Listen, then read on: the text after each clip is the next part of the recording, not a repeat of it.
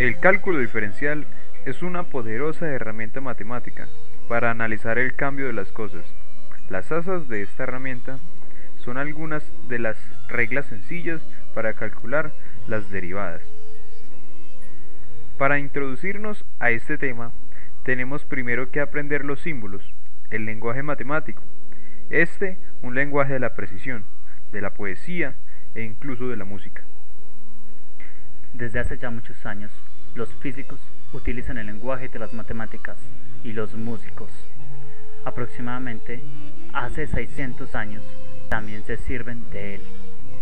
Como en casi todas las lenguas, incluida la música, las matemáticas tienen su propio vocabulario, sus propias reglas y sus propios símbolos, su precisión y elegancia, su poesía y su historia.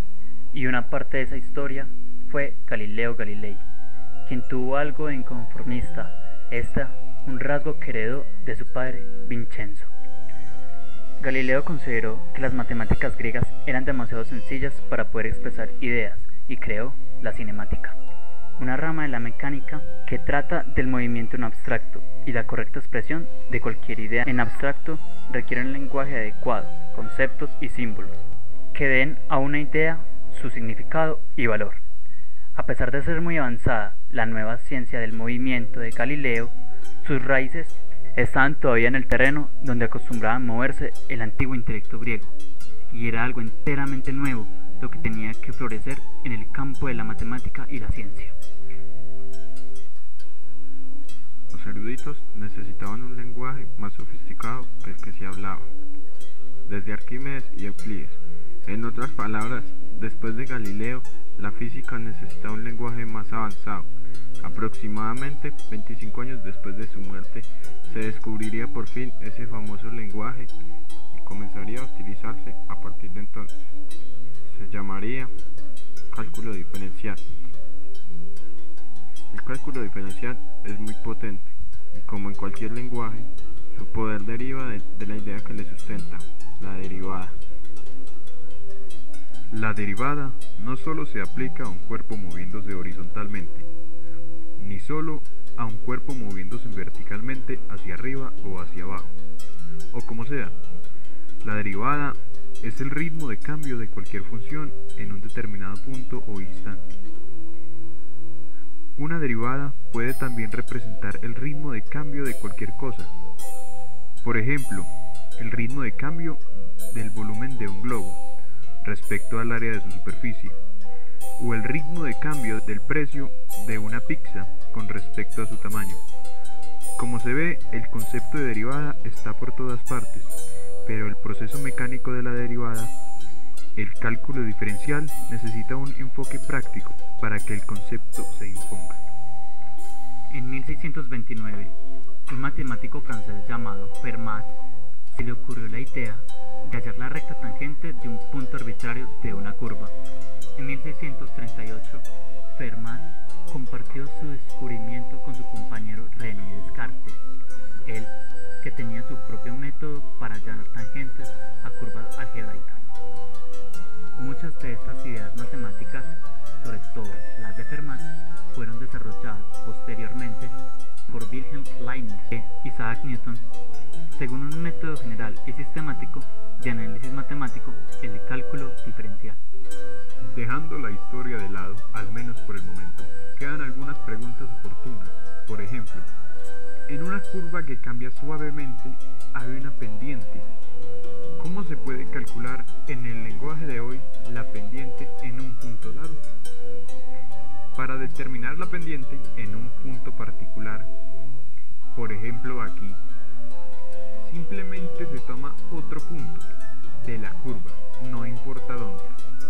Después se traza una línea recta, llamada cuerda, que una a esos dos puntos.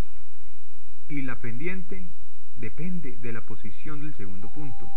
Si el primer punto y el segundo están próximos, la cuerda es una aproximación bastante acertada del recorrido de la bicicleta.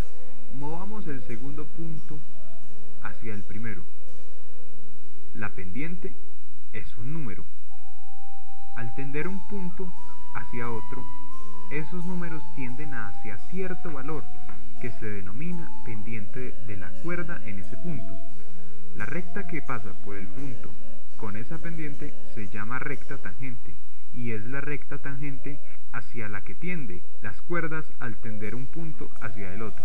La pendiente de la curva es la pendiente de la recta tangente en ese punto.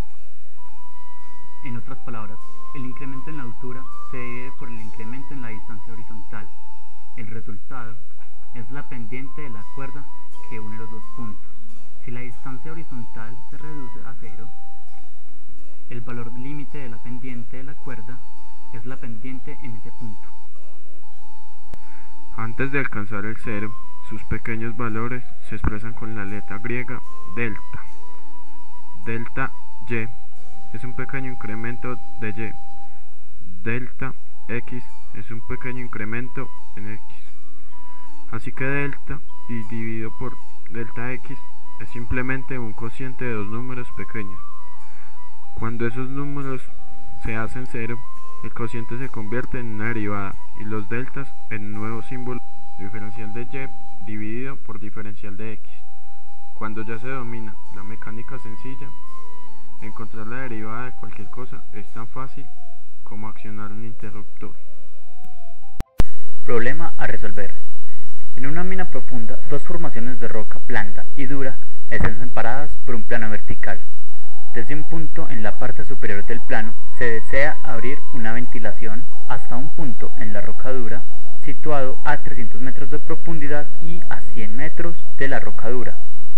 Los costos por metro lineal de perforación son 60.000 en roca blanda y 100.000 en roca dura. Hallar el menor costo de perforación para el buitrón.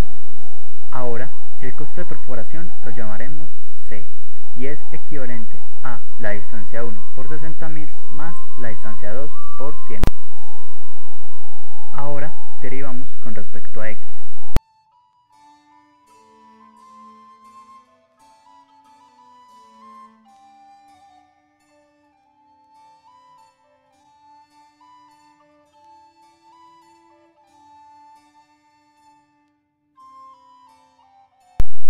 Ahora encontramos los puntos críticos, igualando a 0, es decir, igualando a 0 si dc sobre dx es nula, las raíces de la ecuación resultante serán x igual a 375 metros y x igual a 225 metros, siendo solo válida x igual a 225. Luego reemplazamos los puntos críticos en la ecuación, obteniendo como resultado 26.000 pesos. Y dando como exigencia que las derivadas anteriores sean mayores a 0, obtenemos un punto mínimo. Este punto mínimo es el punto mínimo de perforación en roca dura y blanda. Ahora, para hallar la longitud total de perforación, sumamos la longitud de perforación en roca blanda y la longitud de perforación en roca dura, o sea, 225 metros más 125 metros, obteniendo como un total 350 metros de perforación. Por último, podemos ver que el menor costo de perforación del buitrón es de 260.000 pesos, correspondiente a 225 metros de perforación en roca blanda y 125 metros en roca dura. Acá podemos apreciar las dos formaciones de roca en la mina, blanda y dura, y el trabajo de perforación que se debe realizar para obtener el buitrón en la mina. Ya con el problema optimizado, hemos hallado el valor mínimo de la distancia 1 y el de la distancia 2 para realizar el buitrón con el menor costo posible. Los valores que nos optimizan el problema son 225 metros para la distancia 1 y 125 metros para la distancia 2, siendo 260.000 pesos el costo mínimo para la perforación del buitrón.